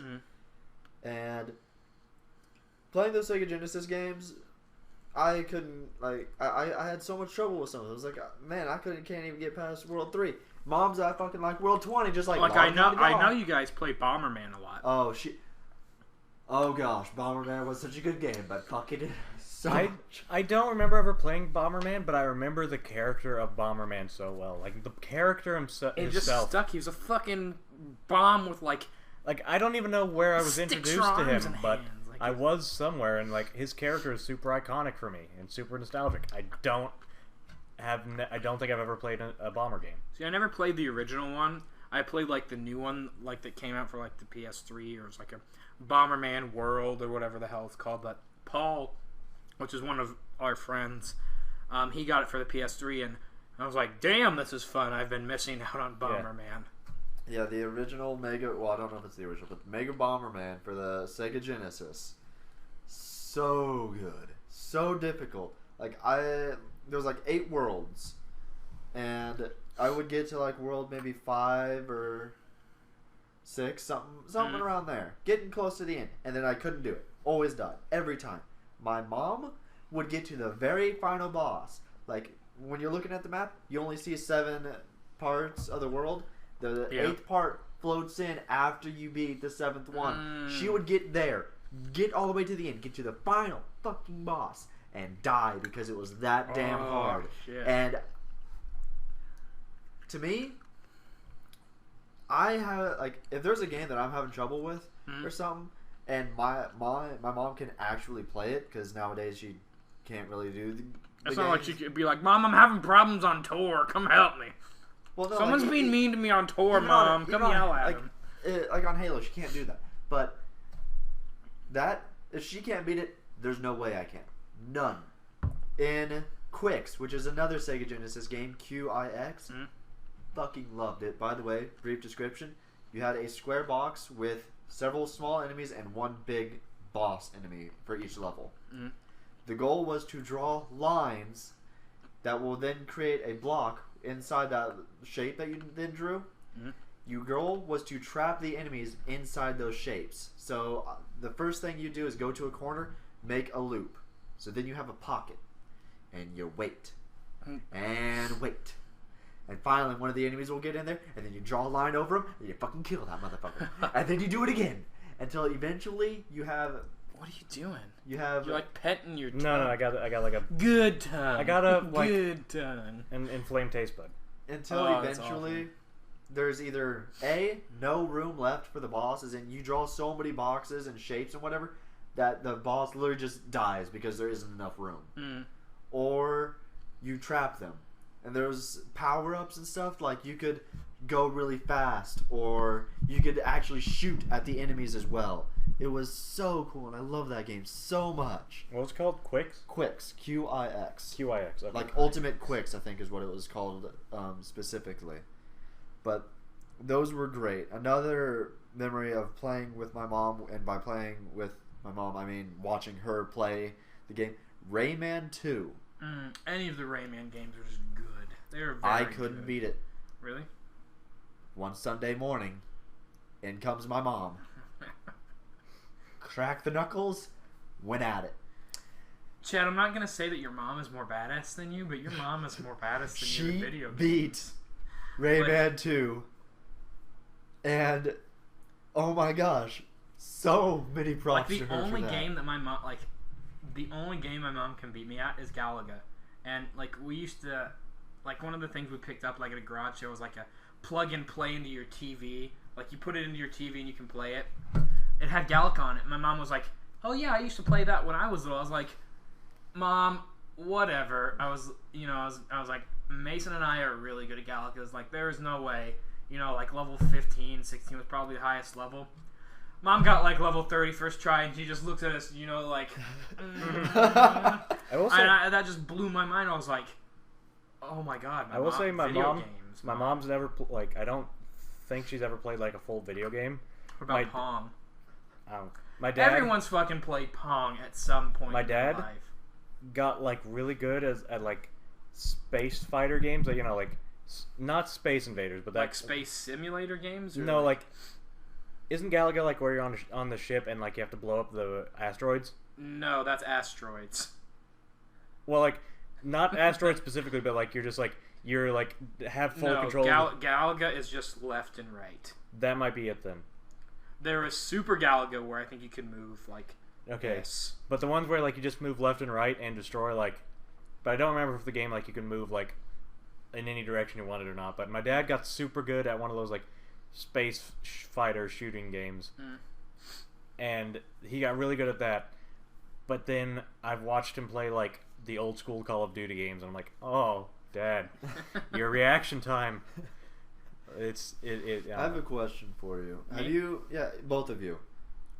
Do you know anyone that's beat the original Super Mario Bros. For the NES? Like the 8-bit one? Yeah. The original version. You have? Original Yeah, one. I have. I've never been able to do it. I've never Really? played it. Yeah. Like, I didn't know what was at the end, and my mom's like, yeah, I beat it. And I'm like, what happens at the end? She's like, it starts over. I'm like, what? Do you know about the warp zones and everything? yeah, but no, she didn't use the warp zones. She went through the entire game without using the warp zones, got to the end, finished it, and it started over. I mean, like, what? I mean, that was the capability of the games back then. Like, it's like... I know, but it was like, surely there had to be something. It was a good job. Yeah. Save Princess. But, Bone. like... Bone Princess. Bone Mario Princess. Go. But, no, like, super respect for it. But those were That's those... how toadstools are made. Those were those memories. My brother, me and him would play 007 GoldenEye.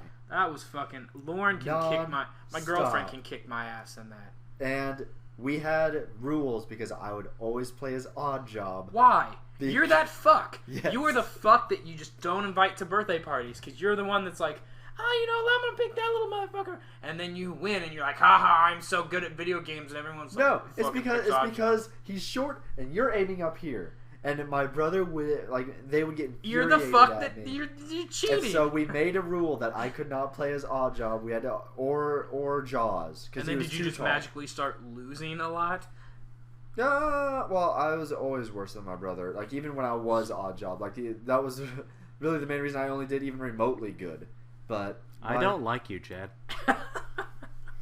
You played Odd Job. Do you see these imaginary tears? You played Odd Job. My brother played Odd Job.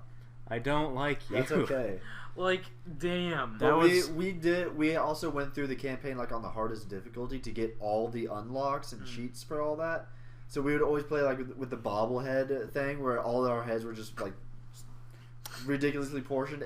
And I think you've pissed Brad off. No, I was just gonna say that was one of the best okay. things. The Okay. paintball, the paintball with the guns. Whenever you'd shoot someone, they'd be like a color. Yeah. It'd just be like blue, yellow, and green, just all over their body after they're dead instead of blood.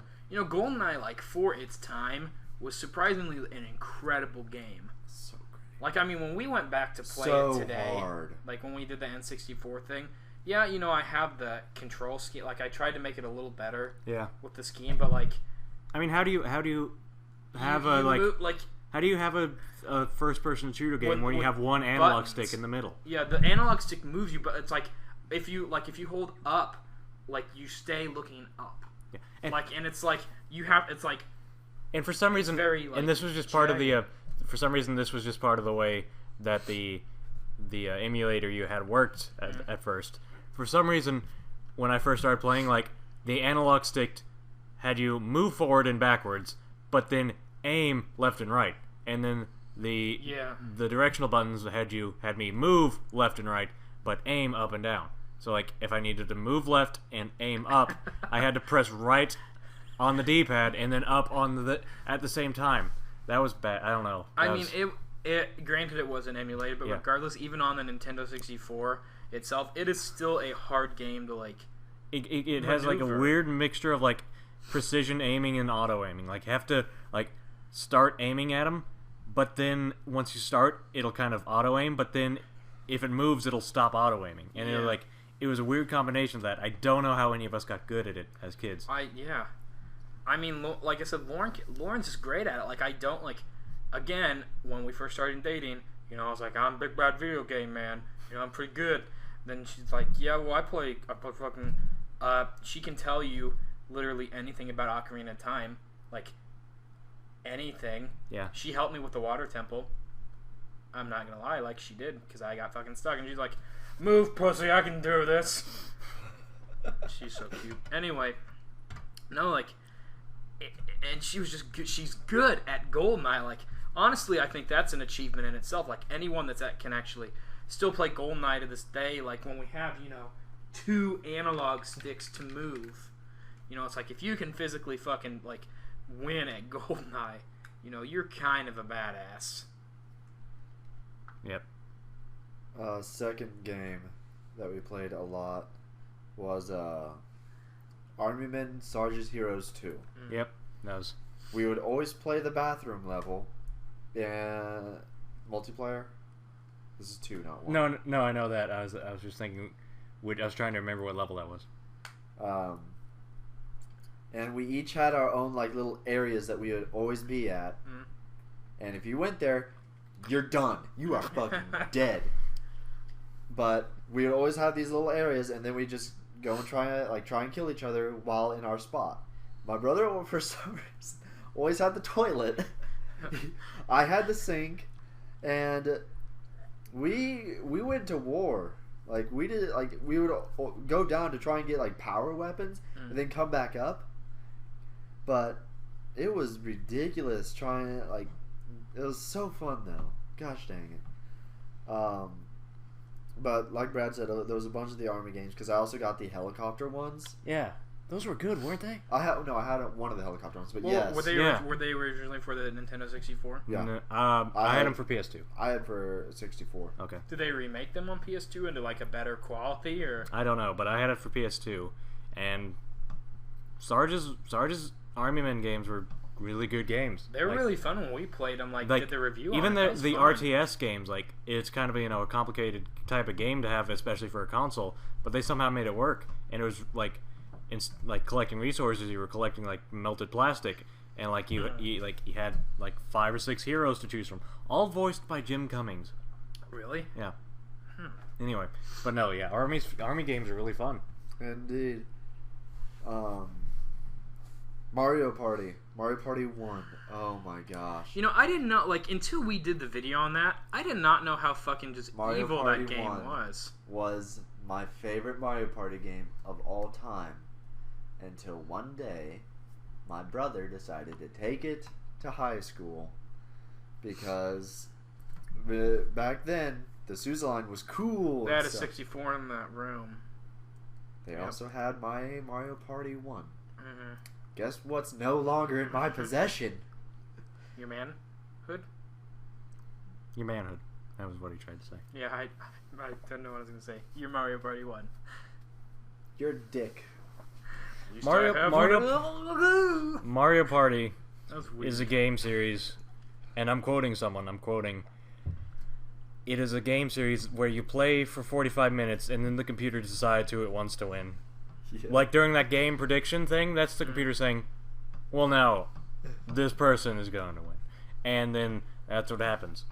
Like, the mini games is the only degree of, like, of freedom you have in that game. Like, your ability to play the mini games is your only chance to fight against the computer. Yeah. If you're good at mini games, you have a chance. If you're not, like this guy. Well, I mean, I'll tell you what, when I played Mario Party and the NPCs are on easy, I've never had one of them win. Yeah. When they're on normal, it's a challenge. But when it's on hard... You're done. It's you're like... dead. Computer wins. It's like there's no hope. Like, how did that... It's like if you have if you're playing bingo, and you need the number, you need, like, I-55 to win. I-55 is in the trash across the street. You're never getting that back.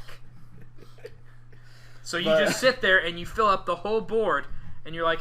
Oh, I need I-55. Will not happen. And the computer's just like, I need this. Oh, God, I need this. The computer has 10 copies of I-55 in its pockets. It's like, oh, you want this? Ha ha ha. No. Playing Mario game with a computer set to hard is like...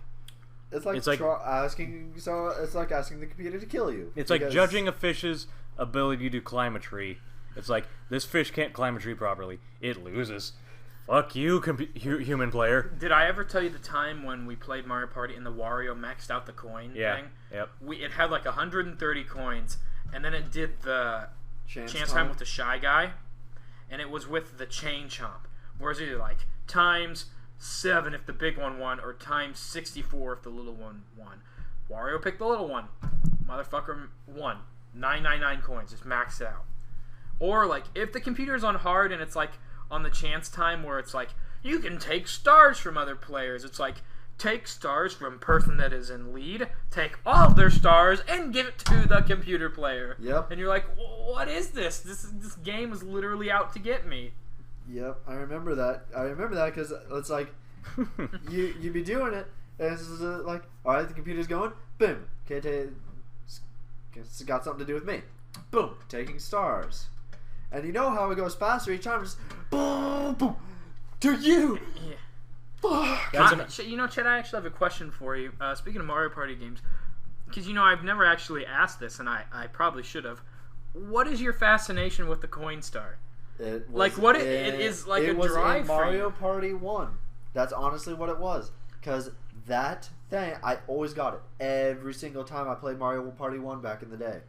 And that was my thing. If back then, if we were playing Mario Party 1, I'm getting the coin star. Mm-hmm. And so now today, I try to continue that. I try to still get the coin star because that is what I do. So how does it feel that I robbed the coin star from you when we have it on tape? I also helped in that. I don't know if that was one that we recorded. Well, I mean, I think in all three of them, someone takes the coin star away from you. Yep. You killed my childhood. I mean, it's not just me. It's like you took a knife, set it on fire to make sure it was good and hot, and plunged it into the heart of my childhood. I cauterized that it. when you if it's super hot, I just cauterize. You know that when you go into a game hurts. announcing a competitive game, you go in announcing, I have this goal in mind. Immediately, everyone's going to be like, well, we're going to sabotage that. Even if it's just something as simple as like, my goal in mind is to, win a mini game. Or like those 1 versus 3 mini games, I'm so good at those, and everyone's like, "Fuck him." It's like, fuck him. If you're playing like Halo or something, like my goal is to get 1 plasma grenade. You'll never get a plasma grenade. You'll never get it. Everyone will kill you before you get and them. I'll kill myself if that means preventing you from getting it. Like, oh my gosh, this has nothing to do with nostalgia. I remember saying like I'm like, out of our friends, I was the best Halo player. Mm. And Colton was like, I think I'm better than you. I'm like, okay. We played down in his basement. Mm. I beat him by 1 kill. Do you know why? I think I was there. But isn't Brad the best Halo player? Hold on, just let him finish, then I'll smack him. Okay. I got 1 legitimate kill on him, and then every single time after that, when he would kill me, I'd stick him. Right before I died. Yep. It was a thing where every time one guy would get a kill, it'd be a kill where it involved explosions, and they were both close enough to each other that they'd blow up at the same time.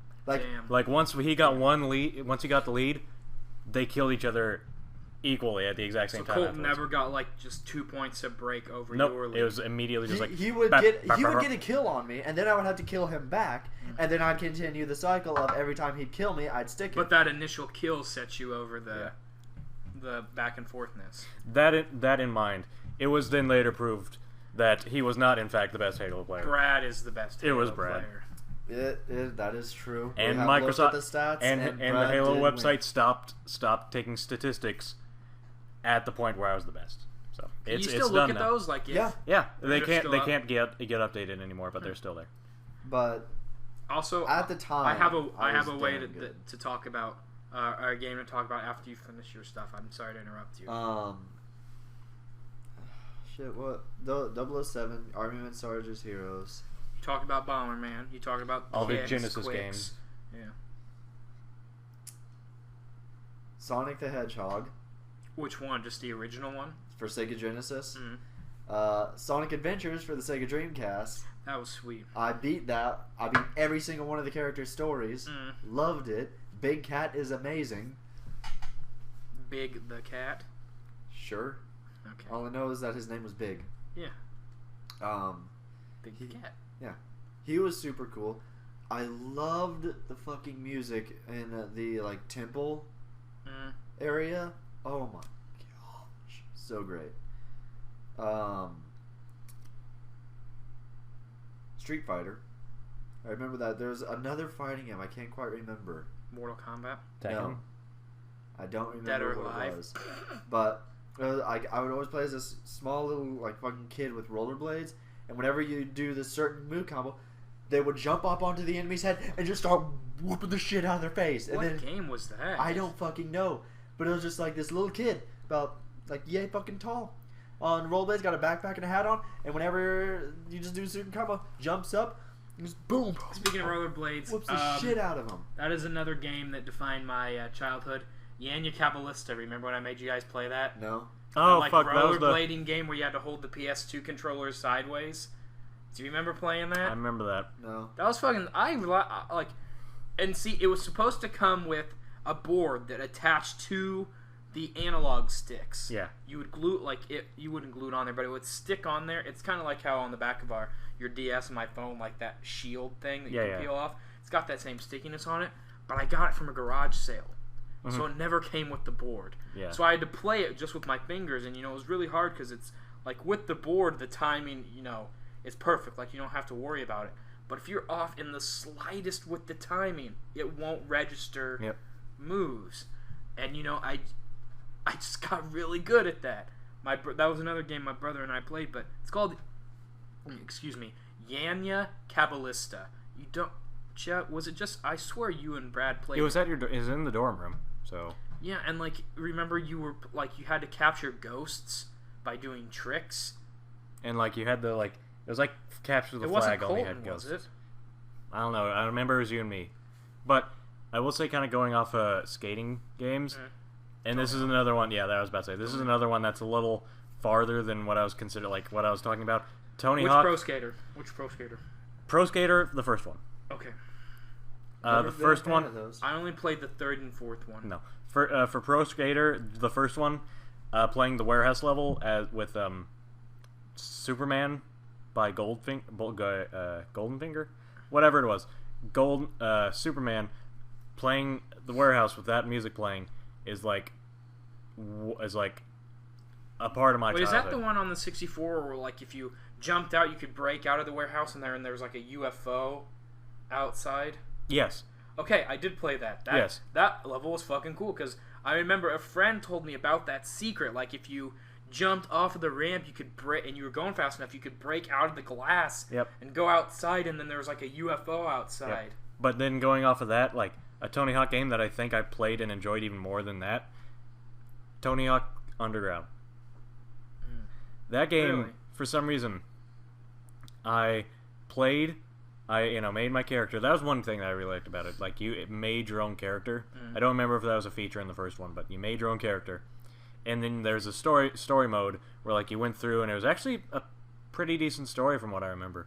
Like, it was actually pretty good. It was kind of like building your reputation up as a skater, and then... Well, it was like building your reputation, and then, something happened in the middle of it. Don't know why I'm avoiding spoilers for it, but I mean, your friend kind of betrays you, and then he takes the glory for something that should have been for you. Which is weird because they never explained how exactly he did it, because it involved editing technology I don't think was that existed back then. It was like he literally switched out, like, you're the one who did that, but I edited it to look like I was the one who did that. How did you do that? I don't know. But he got the credit. He got the credit green for screen technology, motherfucker. And just as you were starting to like gain momentum, that happened and killed your momentum, and then you had to like go back home and like restart. And it was actually a pretty decent story mode. But that game, it was one of the games that like, and it's kind of on the same level as Pokemon. Is once I beat it, restart immediately. I'm okay with just restarting, going again. Like, I just want to play that so many times. Not just to get the secrets, but just to enjoy the story mode again. It's just so fun. And Chad, I'm sorry we keep interrupting off of your thing. Are there any more games you'd like to talk about? Pokemon Blue. Because Snorlax was the greatest Pokemon ever conceived. Fight me. Not now. Although I beg to differ.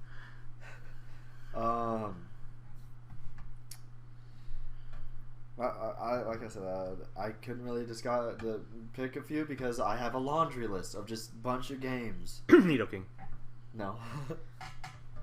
I think that's mainly it. There's one game that has affected us all greatly, and this is how I want to end it. Alright? It was later on in our lives, and we all played it with each other at one point. actually multiple points. And, you know, it was a game that probably we put most of our time into. And, you know, still to this day, like, my fondest memory, some of my fondest memories of playing video games with you guys has been with this game. Can you take a guess at what it is? Halo. Yeah. Halo 3. Hell yeah. Halo 3. From, you know, especially when Forge came out, like, the ability to make your own maps, like, not just like the Forge warehouse type of thing. Like, that map just spawned so many hours. And I remember I could spend hours just in there playing, just building maps and just fucking, it was awesome. Like, Halo 3 was, like, I honestly think a turning point in the whole entire, like, just gaming industry entirely. Dude, Halo, the series. Oh, I was just about to say something, sorry. That topic might be an entire podcast onto itself. Yep. The topic of Halo as a series. I couldn't make it. We could all make it an entire podcast. Yeah. Let's just keep it to, like, the nostalgic factor. Then, nostalgic factor? The most nostalgic Halo game for me is actually Halo 2. Really? Yes.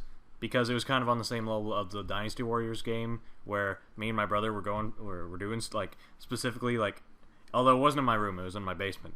It was, we would get together with some friends of ours on Xbox Live and spend, like, entire afternoons, entire evenings finding, like, glitches in the Halo 2 multiplayer. Like, super jumps. All the damn super jumps that were in that game. Like, the damn super jumps that were in that anytime, game. like, there was a level that, like, you could get out of, we would go do that. Anytime that there was, like, you could, like, go to this point on this level and, like, zoom in and see something far in the distance. Like, there was one level where, like, you could see a dude's face in part of the Halo. And we just go and just find little weird quirks and glitches in the game and all the online maps. And that was just one of my favorite gaming memories, is doing that with my brother and, like, friends over Xbox Live. See, like, Halo 3 for me, because I think that was, like, the really first, like, big multiplayer game that I played. Like, I played, you know, online computer games, because I had a desktop, like, when, you know, it wasn't mine. I think it was my grandpa's, and he gave that to me when he got a new one. But, you know, I used to play online games back then when they first came out. Like, there was one called Shattered Galaxy, which was just like mechs, but it was an real-time simulator. But, you know, Halo 3,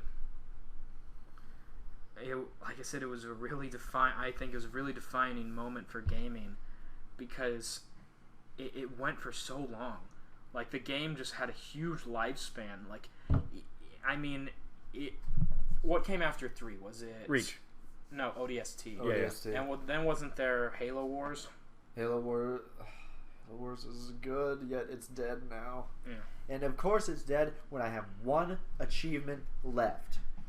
Anyway, before you go crazy on that, like I was saying, Halo 3, like, I honestly think that made some of my friendships. Like, I made friends over that game.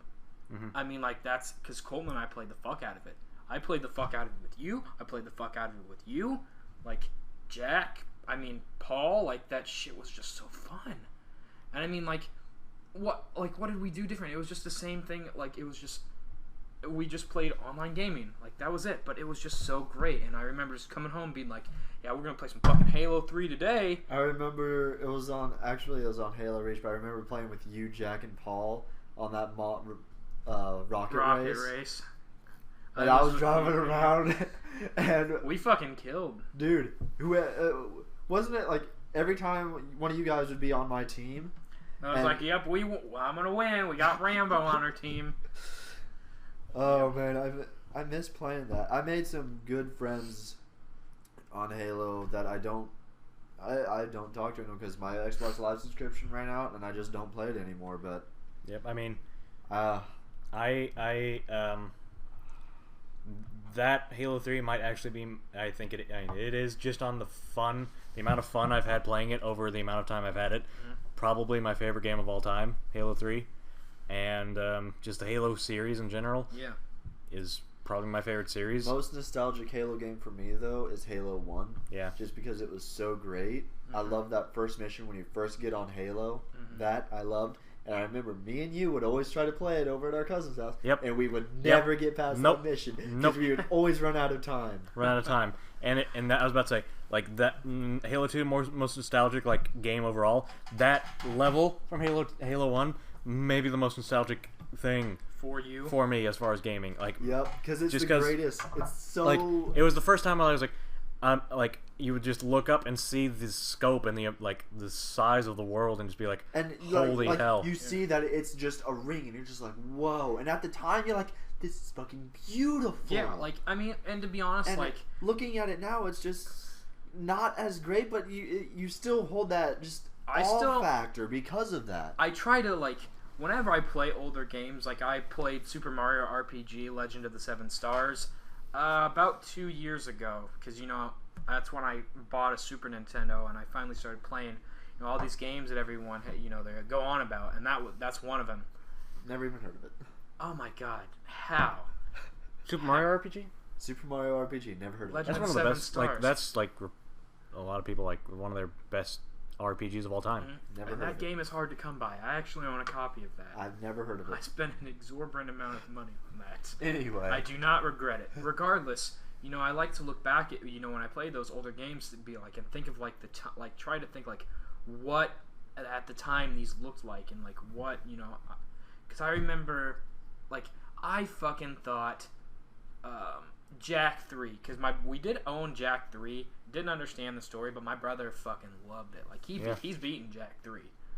But I remember watching him play it, and I was like, these graphics are incredible. Mm-hmm. But now I look back, and I'm like, these graphics are different than I remembered them. Yep. I remember, like, going back and, like, Mario Party 1, whenever we did the emulator of that, I was like, at the time, I was like, hey, this doesn't look bad. This looks pretty cool. Playing it whenever we did it on the emulator, it was like, how could we have seen this as good? Also, I realized emulators can never mind, I'll talk about it later. But is there anything else you guys want to talk about? As far as, like, nostalgic games, I think I've gone through the ones that, like, mainly... And I think this is kind of, like, a weird way to... not a weird way, but, like, a way to look at it is just, like, the games that we started playing off as kids define what kind of gamers we turned into. That's true. Because I was just thinking about that. I'm not a big, like, completionist type of gamer. I'm okay with just, like, picking up a game, playing for, like, 5-10 minutes, stopping. If I did, like, miss, like, a secret or an Easter egg or, like, you know, whatever, like, a really important gun, I'm okay with it. Because a lot of the games I played initially were, like, just one-on-one competitive type games where you pick up for, like, a session or two, like, a game or two, just, like, I'm just gonna, you know, have a session of playing some Super Smash Brothers.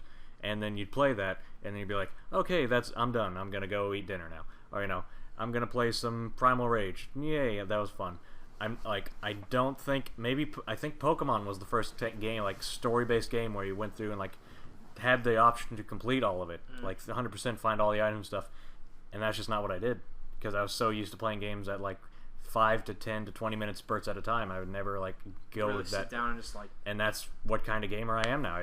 I'm okay with just, like, playing a game for 5-10 minutes, stopping, and then being and you know what? I completely agree with you on that because I am in somewhat of a sense a completionist, but it depends on how hard it is to complete. Like Assassin's Creed 1. Fuck those flags. You had to go find these flags, and I got the ones in, like, the Assassin City. Yep. But because, you know, that was pretty easy. Only but 20. The other ones were like had 250. It's like, that's stupid. I'm not gonna do it. Like, but in Assassin's Creed 2, I 100% of that bitch. I went around, found all the feathers because I thought I could do it. Like, and to me, it was worthwhile. Like, if a game is worthwhile to me, I will 100% that thing. Like Assassin's Creed Black Flag, I fucking 100% of that bitch. Yeah. Like, and I did not, like, it was fun for me the whole entire time. When you say 100%, do you mean like 100% achievements or 100% of, like, content? Story content. Okay. Like, and I mean, that was pretty much all of the achievements. I haven't touched multiplayer yet. Yeah. But, you know, it's like, for me, I'll try to be a completionist unless it's ridiculous and takes like 30-40 hours just to do maybe one thing. Yeah. And I will say that's what's, like, a lot of times that's kind of what prevented me from, like, watching games out here with you two, because you do try to completion the games. I did not watch you play Assassin's Creed Black Flag because I would do all the side stuff and then do the story. Now, see, like, I tried to watch you, but then I was like, tell me when you're actually doing the story. Because I already went through the monotonous just fucking sailing around picking up shit. Like, I didn't want to watch it again. I didn't want to watch I didn't want to watch it for a first time. Yeah. Like, I could not play a game like that. When I played through BioShock Infinite, I'm sure I missed a lot of shit, and I know you two pointed them out to me. But, that's not the gamer I am. See, me, I'm a very linear game player. Like, as long as it's not ridiculous, Lost Odyssey is a perfect example. As long as it's not ridiculous, but it has a good, clear line, I will play the fuck out of it, and I will 100% You played Lost Odyssey? I tried. Remember, you let me borrow it. How far did you get in that? Disc 2, maybe 3. Okay, that's a very linear game, though. Until the last disc, when it's all, like... It felt so ridiculous. Like... That's very linear until the 4th disc. Like, I don't understand that. I am so... I guess it was more the actual style of that game. And I guess we should probably save this for another time. I'm sorry. It's fine.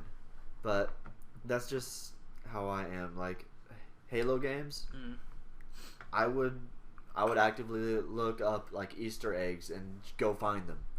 And I would 100% that bitch. But I will say, weirdly enough, the only game I've 100%ed as far as achievements... Jack 1. Achievements. I didn't even 100% Jack 1. Even games I loved back then. Not even the precursor orbs and all? No, that's not the kind of game I am. But the only game I've 100%...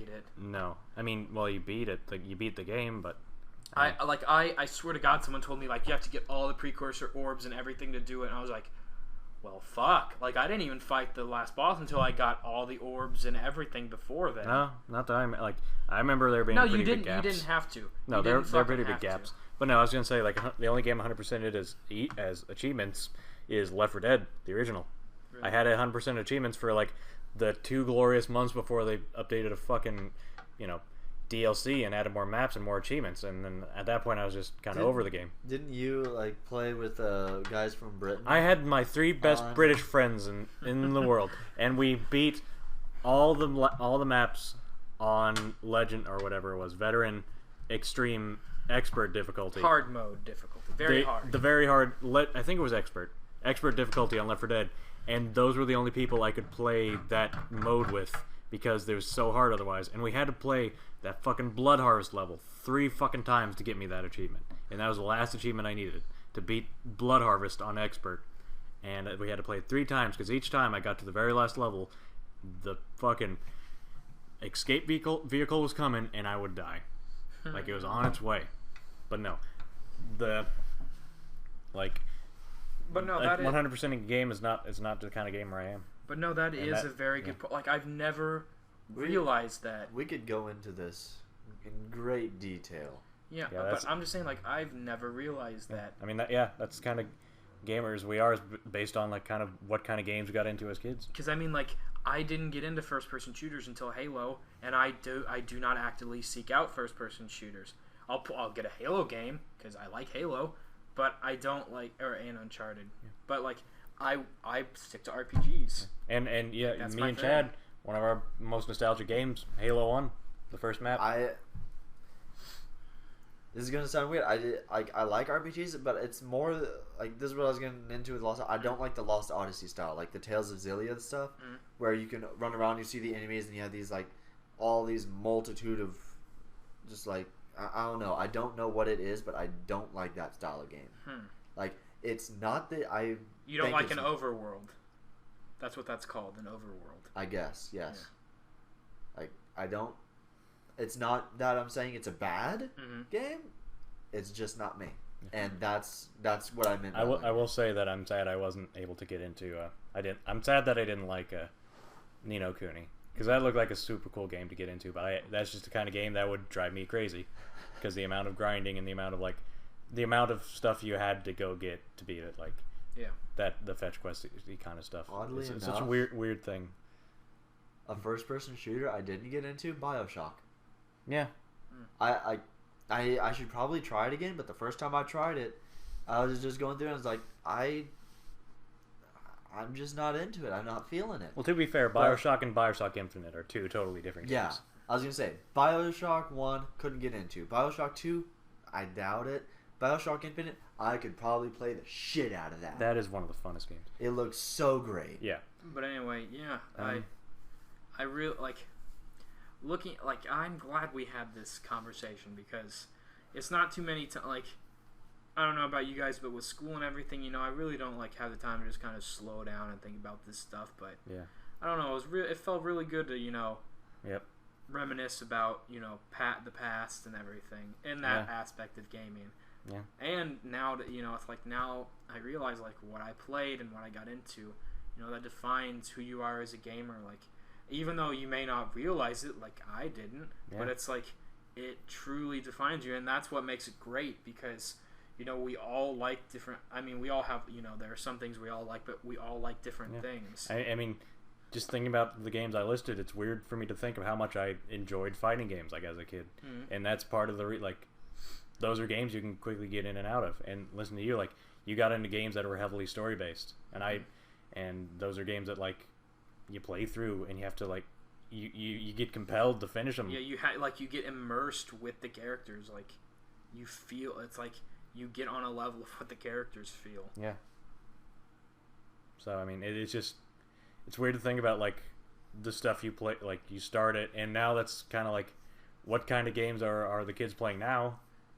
What kind of games are they getting into? And now it's a lot of mobile games. A lot of they're getting into those games. But they're almost mindless. That game that I fucking got on my Windows phone. Yeah. It's so mindless. Yeah. There's no really there's no strategy to it, but I feel sorry for that. And I'm not saying Call of Duty is a bad game.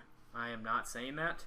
I am saying it is not a game that should be played. It doesn't promote thought to me. God, no, it doesn't. And you know what? The game they don't make when people say they don't make games like they used to. Honestly, to me, that is so fucking true. It's so true. And I believe that the Halo and Call of Duty conversation could go on for hours because I've got shit to say about I wasn't going to go into that. I'm just saying, I'm sad. I try to get my brother into games that I played originally. Yeah. Because it's I feel this new generation of gamers are missing out. Yeah, I mean, and it's the types of games that kids would get into now. I don't know if I'm afraid of what future games are going to be because you said there are a lot of mobile mindless games. What's games going to be later on? I don't those games just might stay separate, but they also might integrate into games that we enjoy, games that normally would be this is a kind of game a hardcore gamer would play. They might start integrating, which would be kind of bad because then the hardcore games would become more mindless and easy, or they might just stay separate things. But that means that kids who are playing the mindless games now probably won't ever leave those mindless games. And then it's to them it'd be gaming is solely a hobby instead of what it is for people who play more hardcore, and just gaming is a major facet of life where you play games to meet friends, you play games to challenge your mind, you play games to have a story that engages you like that. So it might turn into what they combine and kind of make a amorphous thing that isn't one or the other, but isn't as good as either.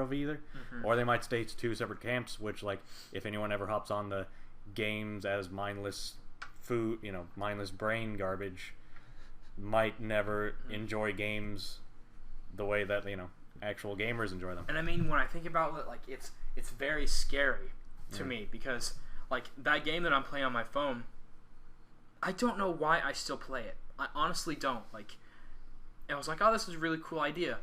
I do the same thing every day, and there's there's no reward for it. It's it's gratifying just to play it every day. It's almost like an addiction, really. Yeah. I worked at after we talked about this for a little bit, we should probably end it just for time's sakes. Yeah. When I worked at Kmart, guy came in, and I think I might have told either one of you guys about this story. Like I said, I worked in electronics, and we sold iTunes, prepaid, just monetary cards, iTunes cards. the dude came in. He was like, "Oh man, I just had a baby," and I was like, "Oh, that's cool," because I like to make small talk. And he was like, "Yeah," and he's like, "I got to get these iTunes cards though. I'm not gonna tell you how much money he spent on them first, but he's like, yeah, I just had this new baby, and it's really great." And then he goes, "If my wife found out I was here buying these things, she'd kill me." He was playing Candy Crush, and he was like, "I'm on level 58," and he's like, "I'm really far into it." Can you guess how much money he spent on that? Over 100, no doubt. $150 worth of iTunes gift cards for Candy Crush. Like, what the fuck is that? Oh, it's Candy Crush Saga. Remember? Okay. Whatever. You don't want to get into an issue with that there. But I just can't believe that. Like, how could you physically spend $150 on something like that? Like, that blows my mind. I mean, then you can say, well, how could you spend $60 on a game like that? But it's like, well, the games that we buy, they challenge you, that they stimulate your brain, whereas like, yeah, and they offer like sometimes 40 or 100, like 40 to 100 hours worth of stuff. Yeah, and like I don't even want to imagine the amount of hours I've put on to like Halo, where I know how much time I put into Tor, and I'm not going to get in that. It's scary. But like I don't know. Like, I think I'm gonna just physically delete that game off my phone, because there's no point in me playing it now. Like, I never should have picked it up. Like, it's not. It's just something I do when I'm bored. I'm just like, and I think that's, what maybe why these mobile apps are so popular, because, one they're cheap. Yep. Because, to get a game system, even like just like an old Nintendo 64, it's still like $40, $50. Get the old games, $10, $20, $30. It's like, why would you do that when you can get a free game that you can get enjoyment out of it? But you will never get as much. It will never stimulate your brain like Legend of Zelda would, or Okami, or stuff Portal. Like that. Oh, yeah, gosh, the headaches of that. Yeah, like a Portal game, like Professor Layton, Phoenix Wright, game. Half-Life. Half-Life. Dude, never played. It's a good game. It is. Anyway, but you'll never get that enjoyment. But they're very popular, I think, also because they're not that expensive. But then again, you have to have a device that plays those. You have a phone. And everyone's gonna have a phone. Yeah, and going into that, like, would the type of gamer that would pick up Candy Crush or whatever mobile game you're talking, I actually don't know what you're talking about. Yeah, it's called Heroes of Fantasy, and let me tell you something about Candy Crush. I actually did play that to see what it was all about. Yeah. There's a certain point in the game where you physically cannot beat it unless you have power-ups. Yeah. And the only way you get power-ups is by buying them. Yeah. But what I was saying was, the type of gamers that pick up those games, would they ever become gamers otherwise? Like, they're not gamers in the sense that they wouldn't spend money on like game consoles and video games that you'd get like $60. Their only access to games is those types of games. They would never cross into the realm of gaming otherwise. Yeah. So I mean, in the sense of, and that might lead more into the idea that these will stay two completely separate camps going down the line, because the mobile mindless games are only affecting people that would never ever get into camp 2 of hardcore gamers playing Professor Layton, playing the games that are actually games and not cookie clickers. I had a problem with that. You did. I for real had a problem with that. But it was also because it was a competition between Lauren and myself. Yeah. Like, that fueled it, but like, damn, why? It's stupid. Like, yeah. So I mean, the thing is, like, as much as those games, it's like, as much as those games are like mindless and pointless and stupid, they're kind of only targeting people that would not get into actual games. But it's weird though, because like, even gamers like us can get into those games. Yeah. Like, I did, and I think honestly it was just something to do. Yeah. Like, I mean, to be honest, it's like I didn't want to put forth the effort to play an actual game, but I didn't want to do nothing. Yeah. So it just doing something, and even having a small reward, like, it's not something physical. It's not like a tangible thing.